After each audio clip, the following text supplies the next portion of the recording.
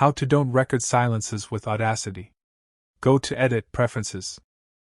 Under Recording section, make sure Sound Activated Recording is enabled. Change the level, which is the level of audio input that triggers recording to your liking. Here I set it to default value and click OK. Now click on Audio Setup button and select Rescan Audio Devices. Click on Audio Setup button again, and under Recording Device, select your desired microphone device. Set the recording channels to mono or stereo based on your needs.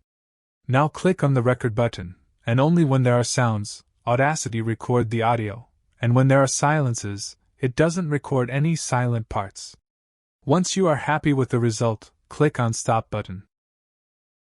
Once upon a time, there was a girl named Mia who had a love for all things creative. Anyway guys, thanks for watching and I hope you found this useful.